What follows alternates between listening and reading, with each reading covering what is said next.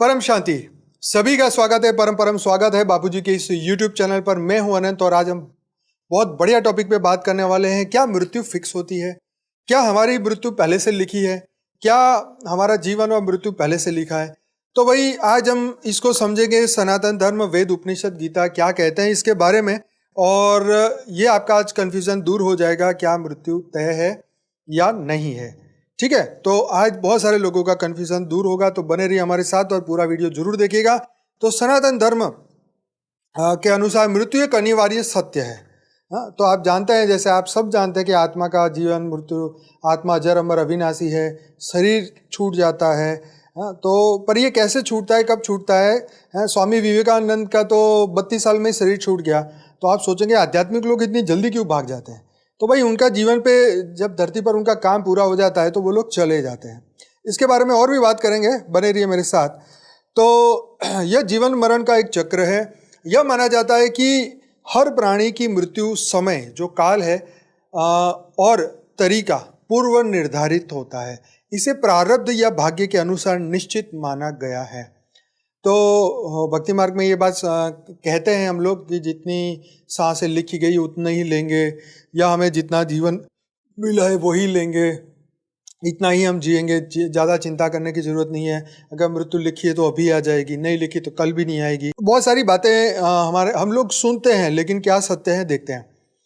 यह भी कहा गया है कि मनुष्य अपने कर्म, भक्ति और आत्मज्ञान के माध्यम से जीवन और मृत्यु के प्रभाव को बदल सकता है या उसका अनुभव अलग बना सकता है। ये बात बहुत सही है कि हमारे जीवन में कर्म का बहुत महत्व है, फ्री विल का बहुत महत्व है, आत्मज्ञान का बहुत महत्व है। तो जब हम अपने कर्म बदलते हैं, मैं आपको एक एग्जाम्पल बाहर की बात बताता हूँ। जो एक हिंदू नहीं था, एक क्रिश्चियन व्यक्ति था, और जब उसको पता चला उसको एक गंभीर बीमारी हो गई, डॉक्टर ने बोला कि भाई अब इसकी मृत्यु तो नज़दीक तय ही है, ये तो जल्दी ही मरने वाला है। तो उस व्यक्ति ने क्या किया कि जैसे उसको पता चल गया कि मृत्यु नज़दीक है, उसने क्या किया, अपनी आधी प्रॉपर्टी दान में दे दी और मानव सेवा का काम चालू कर दिया। ये व्यक्ति बहुत फेमस था, नाम अभी भूल गया, परंतु उस व्यक्ति ने मानव कल्याण का काम शुरू कर दिया, आधी प्रॉपर्टी दान में दे दी। तो आप मानेंगे नहीं कि उसने 100 साल पूरा जिया वो बंदा, और वो प्रिडिक्शन भी गलत हो गई डॉक्टर की। तो यहाँ पर अगर हम अपना जीवन का लक्ष्य बदलते हैं, राइट, तो अगर नीयत बदल गई तो नियति बदल गई, सीधी सी बात है। अगर हम विश्व कल्याण के लिए जीते हैं तो एनर्जी हमें परमात्मा देता है, शक्ति हमें परमात्मा देता है। लाइफ क्या बोलते हैं, लाइफ लाइन चाहिए ना, वो वहाँ से मिलेगी, है ना। तो ये आपके भी अनुभव होंगे, कोई मैं पहली बार बोलने वाला बंदा नहीं हूँ। आपने भी बहुत सारी चीज़ें देखी हैं। जैसे साधु संत महात्माओं की जीवन उनका लंबा होता है, उसका कारण क्या है? कारण ये कि वो विश्व के कल्याण के लिए जीते हैं। उनके जीवन का एक पर्पस होता है, उनको वो पता होता है, वो जान चुके हैं, वो काम कर रहे हैं उसके ऊपर। तो परमात्मा की ओर से उनको शक्तियाँ मिलती रहती हैं। आगे बढ़ते हैं। मृत्यु अपरिहार्य है, तो सनातन धर्म का दृष्टिकोण समझते हैं। भगवत गीता में श्लोक 2 और श्लोक 27 अध्याय 2 में भगवान कृष्ण कहते हैं, जो जन्म लेता है उसकी मृत्यु निश्चित है, और जो मरता है उसका पुनर्जन्म भी निश्चित है। इसलिए अर्जुन को बोलते हैं ना, तेरे और मेरे कई जन्म हो गए, मुझे पता है पर तुझे पता नहीं है। यह श्लोक बताता है कि मृत्यु जीवन का एक स्वाभाविक हिस्सा है और इसे टाला नहीं जा सकता। अब आप सोचो कि आप इसी शरीर को 500 साल अगर आप जीना चाहो तो 100 साल बाद तो आपको खुद को अपना शरीर पसंद नहीं आएगा, क्योंकि बुढ़ापे में आप इस शरीर का सही उपयोग नहीं कर पाएंगे, इसीलिए आपको खुद को ये पसंद नहीं आएगा, है ना। तो इसीलिए शायद मृत्यु निकाला कि भाई आपको थोड़ा सा और समय, एक नया जन्म मिले, आप बढ़िया से और कर्म करें। आगे बढ़ते हैं। मृत्यु पूर्व निर्धारित होती है, तो सनातन धर्म इसके ऊपर लिखता है कि हर प्राणी के जीवन का प्रारंभ और अंत उसके पूर्व जन्मों के कर्मों, मतलब प्रारब्ध के आधार पर तय होता है। यह माना जाता है कि जन्म लेने से पहले ही व्यक्ति की आयु, कर्मफल, मृत्यु का समय तय हो जाता है। एक्चुअली कहा यह भी जाता है कि जब दिव्य आत्माएं धरती पर जन्म लेती हैं तो एक टारगेट के हिसाब से धरती पर आती है, और वो टारगेट पूरा होते ही वो चली जाती है। तो ये स्पेशल पर्पस के लिए आते हैं। उन आत्माओं के लिए बोलता हूँ कि उनके लिए जीवन और मृत्यु तय है। बाकी लोगों का तो कर्म के आधार पर ही होने वाला है, क्योंकि जैसे शिव के 24 अवतार हुए, विष्णु के 28 अवतार हुए, तो उस हिसाब से आप समझेंगे तो जो अवतार धरती पर हुए वो स्पेसिफिक समय पे हुए, और जब कार्य पूरा हुआ तब वो चले भी गए। अब आप कहोगे भाई चिरंजीवी तो अभी भी है, तो चिरंजीवी जो 7 कहे उसके जैसे बहुत सारी आत्माएं, सिर्फ 7 नहीं है। ठीक, तो इसके बारे में हम बहुत बातें करते हैं। आप देखें हमारे यूट्यूब चैनल में बहुत सारे वीडियो है।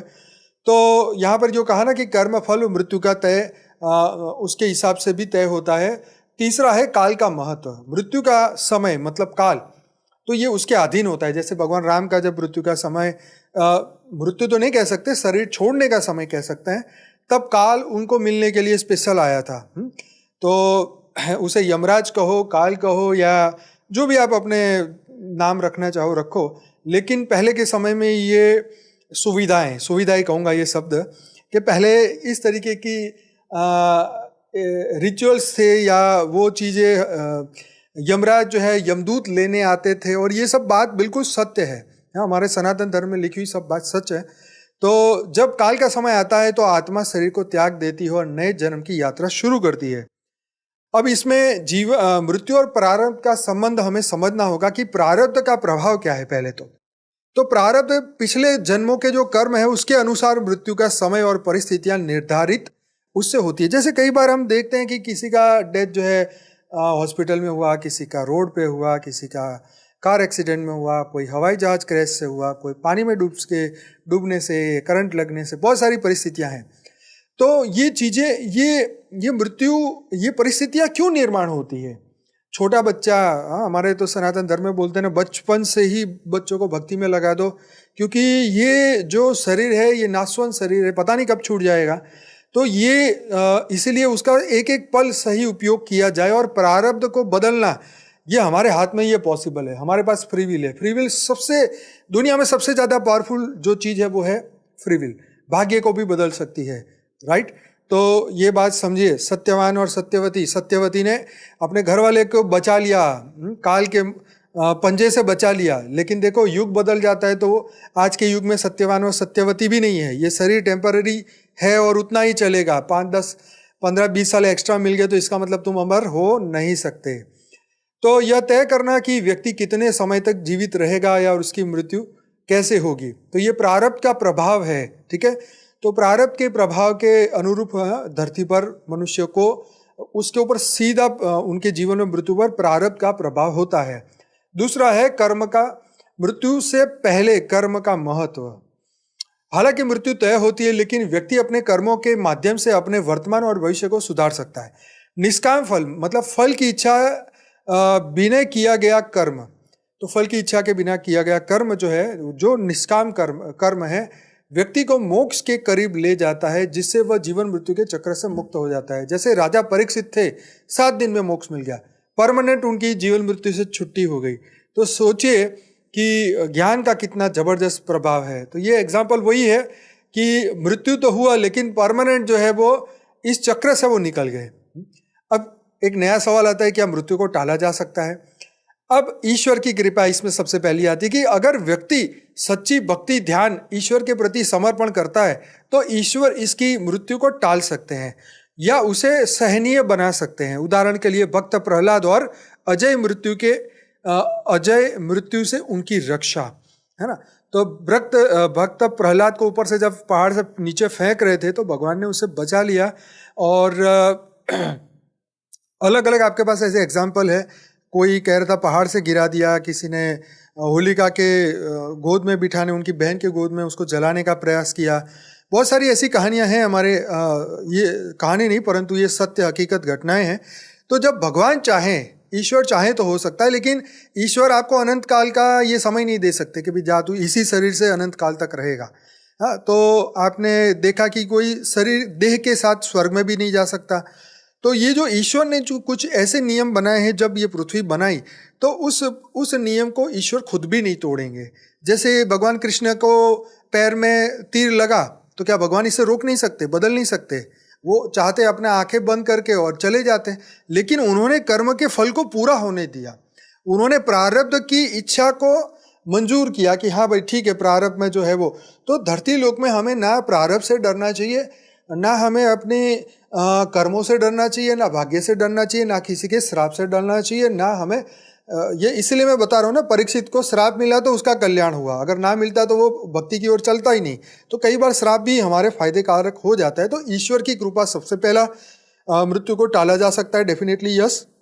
उसके बाद कर्म और भक्ति का प्रभाव, इसमें अत्यधिक अच्छे कर्म और तपस्या मृत्यु के प्रभाव को कम कर सकते हैं। जब आप अपने जीवन में तय कर दो कि जो मैं करूंगा वो बढ़िया करूंगा, बढ़िया के सिवा कुछ नहीं करूंगा, और जो मेरा कर्म होगा विश्व के कल्याण के लिए होगा, विश्व के मनुष्य के कल्याण के लिए होगा, तो वो कर्म का मतलब ये जो कर्म है ये एक सामान्य कर्म नहीं है, ये नियत कर्म नहीं है, ये ऐसे स्पेशल कर्म है जिसके कारण परमात्मा हमें अपनी बहुत सारी शक्तियां प्रदान करते हैं। न सिर्फ हिंदू, कोई भी हो, धरती का कोई भी मनुष्य, ठीक है, कोई भी धर्म का हो, उसको भी फायदा होगा। तो ये नियम है, चाहे वो थियोरी ऑफ कर्म को माने या ना माने, चाहे क्रिश्चियन हो या मुसलमान हो या कोई भी धर्म का हो, अच्छे कर्म करेगा तो उसको जरूर से बेनिफिट होगा। हालांकि मृत्यु को पूरी तरह से टाला नहीं जा सकता, लेकिन व्यक्ति के अनुभव को बदला जा सकता है।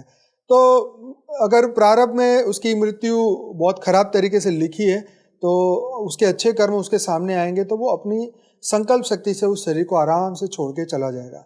आजकल तो मृत्यु के लिए बहुत सारे आसान रास्ते निकाले जा रहे हैं कि आपको एनेस्थीसिया दे दी जाए, थोड़ा सा एक्स्ट्रा डोज दे दिया जाए तो भी शरीर छूट सकता है।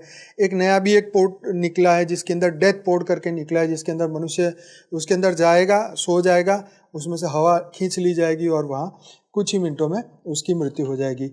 तो इस तरीके की चीज़ें भी हैं कि आसान मृत्यु हो, लेकिन मृत्यु तो आसान ही होती है, लेकिन भय जो है वो मन में होता है। मृत्यु का भय जो है वो बहुत खतरनाक है।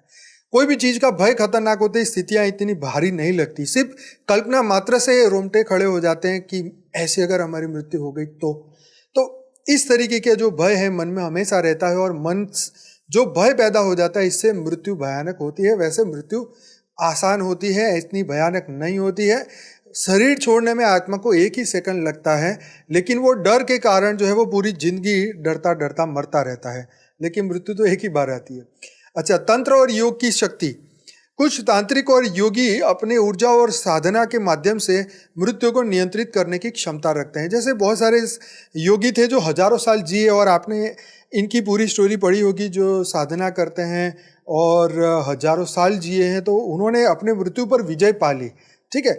लेकिन वो मृत्यु पर विजय पाई तो शौक के लिए नहीं कि ऐसे ही मैं अमर हो जाऊँ, इसलिए नहीं। रावण को भी अमर होना था पर नहीं हो सका, क्योंकि ऐसे अमर होना किसी के लिए पॉसिबल नहीं है।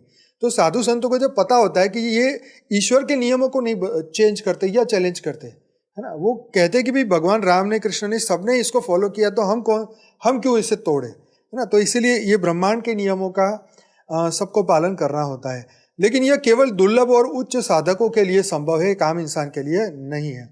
अच्छा, मृत्यु का जो उद्देश्य है, यह पहला उद्देश्य है आत्मा का शुद्धिकरण। मृत्यु आत्मा को शुद्ध करने और उसे अगले जन्म या मोक्ष के लिए तैयार करने का माध्यम है। जैसे कृष्ण ने अर्जुन को बोला कि भाई तू अपने परलोक को सुधार, अगर तेरी मृत्यु हुई तो तुझे स्वर्ग मिलेगा, और अगर तू जीत गया तो, अगर तू जीत गया तो पृथ्वी तेरी होगी। तो ये बताने की यहाँ पे बताया कि आत्मा का शुद्धिकरण, जब आत्मा बहुत पाप करती है तो उस पापों को समाप्त करने के लिए भगवान स्वयं आके असुरों के गले काटते हैं, इसीलिए कि बेचारा और ना पाप करे, क्योंकि बुद्धि तामसिक हो गई है, वो रिवर्स जर्नी नहीं कर पा रहा है, मन को नहीं बदल पा रहा है, और इसीलिए जो है उसका मृत्यु भगवान स्वयं अपने अवतारों के द्वारा उसका मृत्यु लेके आते हैं, उनका मृत्यु करवाते हैं, चाहे किसी से भी कराएं। तो ये आत्मा शुद्धिकरण का एक मार्ग है। यह आत्मा को अपने अगले कर्म फल का अनुभव कराने के लिए मार्ग प्रदान करती है। अच्छा, जीवन मृत्यु का जो चक्र है, उसमें मृत्यु का क्या उद्देश्य। जब तक आत्मा मोक्ष प्राप्त नहीं करती तब तक जन्म और मृत्यु के चक्र में बंधी रहती है। यह चक्र आत्मा को कर्मों का अनुभव कराने और उसे ईश्वर की ओर बढ़ाने के लिए है। तो ये चक्र जो है आत्मा को कर्मों का अनुभव कराने और ईश्वर की ओर बढ़ाने के लिए है, क्योंकि देखिए जैसे मृत्यु हुई और नया जन्म शुरू हुआ तो फिर आप पुरानी हर बात को भूल के एक नया जीवन शुरू करेंगे, और नए जीवन में हो सकता है अच्छे घर में जन्म हो, अच्छे गुरु मिले, अच्छा ज्ञान मिले, तो पूर्व जन्म के सभी हिसाब किताब एक ही जन्म में पूरे कर सके। तो इसीलिए बार बार ये कलयुग में ज़्यादा ब्रेक मिलते हैं। छोटी आयु होती है 100 साल की, पूर्व समय में देखेंगे तो ज़्यादा आयु थी, सतयुग में ज़्यादा आयु थी, त्रेता में ज़्यादा आयु थी, है ना। कलयुग में 100 रखी क्योंकि पाप ज़्यादा बढ़ गया, तो उनको ब्रेक चाहिए कि भाई इसको ब्रेक दे दो, फिर ताकि नया जन्म में आएगा, नई बुद्धि मिलेगी, नया ज्ञान मिलेगा, नया मौका मिलेगा, तो जीवन इसका संवर जाएगा, इसलिए कलयुग में आयु छोटी दी गई। तो मृत्यु से जुड़ी कुछ पौराणिक कथाएं भी पढ़ते हैं। अजामिल की कथा, तो भाई अजामिल की जो बात है, जो अपने जीवन के अंत में नारायण का नाम जप करता है तो यमदूतों से बचाकर विष्णुदूत मोक्ष प्रदान करते हैं। अच्छा, ये अजामिल का जो बेटा था उसका नाम नारायण था, वो हमेशा नारायण नारायण करता था। हम बच्चों के नाम भी भगवान के नाम से रखते थे क्योंकि इसी बहाने भगवान का नाम लिया जाएगा। तो यमदूत से बच के विष्णु के दूत जो है वो उनको मोक्ष प्रदान कर गए। इसीलिए आज अपने बच्चों का नाम भी ऐसे रखना बहुत जरूरी है। उसी बहाने जो है हमारा भी अच्छा मन में विचार आएंगे और उसका भी अच्छा भाग्य बनेगा, उसका भी मन बुद्धि संस्कार बदलेगा, अच्छे वाइब्रेशन आएंगे। अरे भगवान का नाम होगा तो तुरंत ही कितना अच्छा, हर दिन कोई भी याद करेगा उसके भी और उसके खुद के भी वाइब्रेशन बदलेंगे, दोनों के बदलेंगे। तो यह बताना है कि ईश्वर का स्मरण मृत्यु को सहज और पवित्र बना सकता है।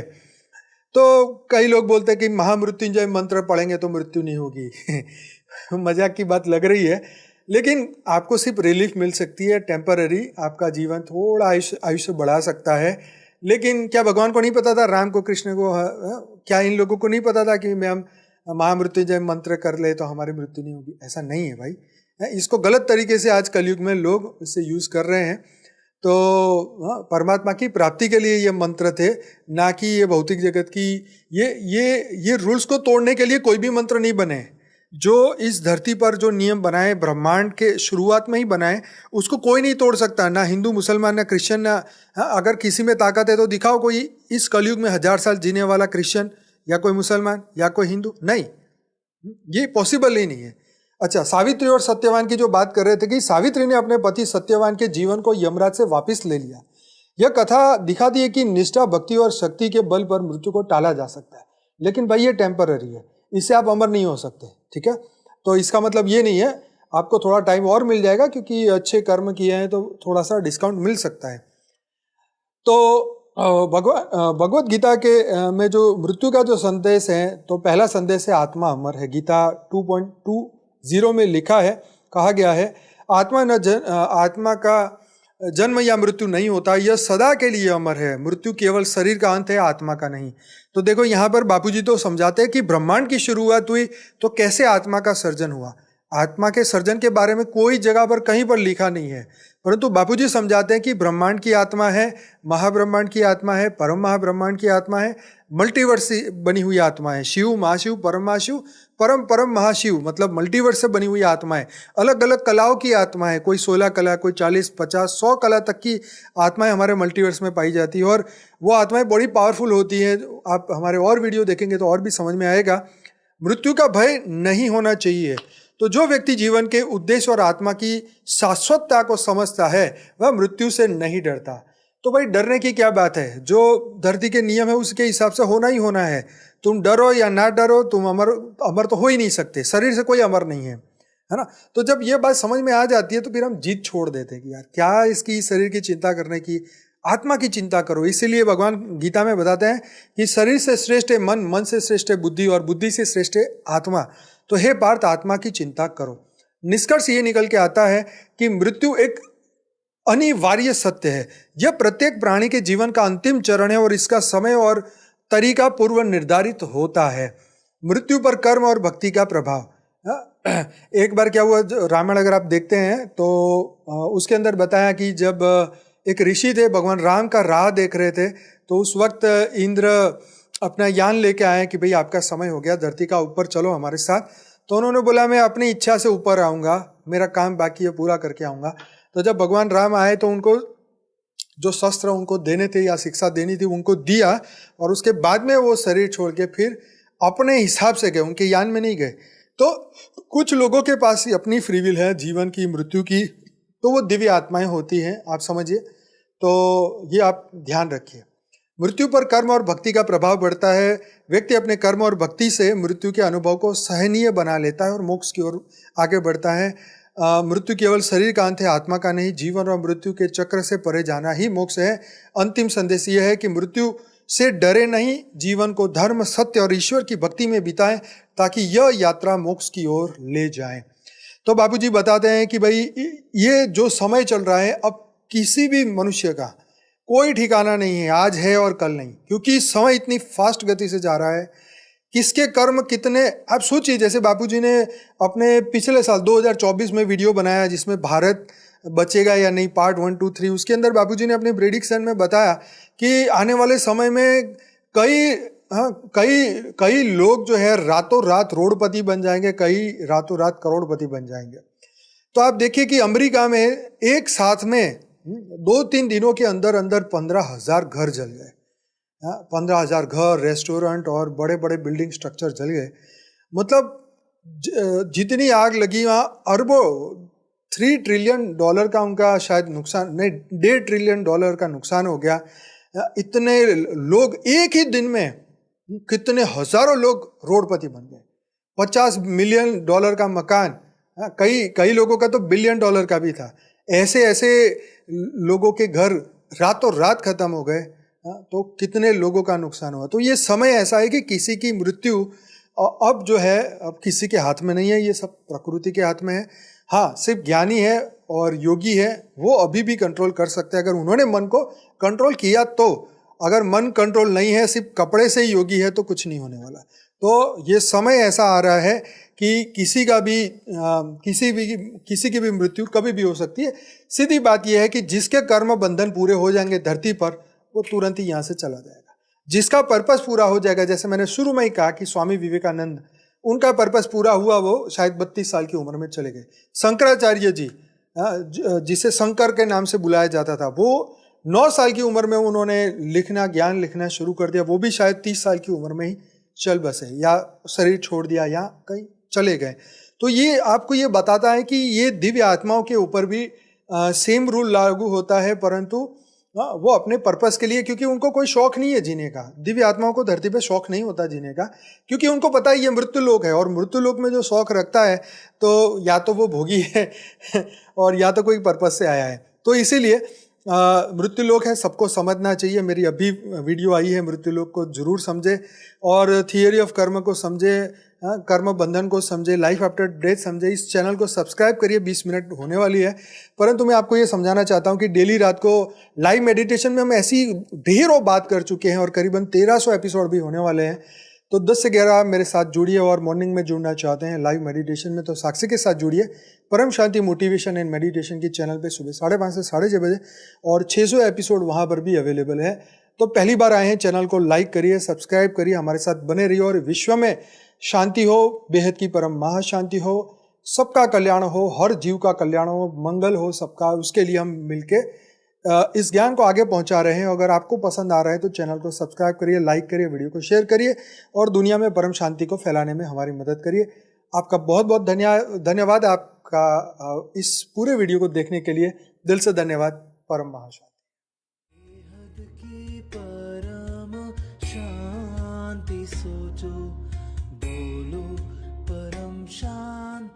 Join us daily for our morning live meditation, Monday to Saturday, 5:30 to 6:30 a.m.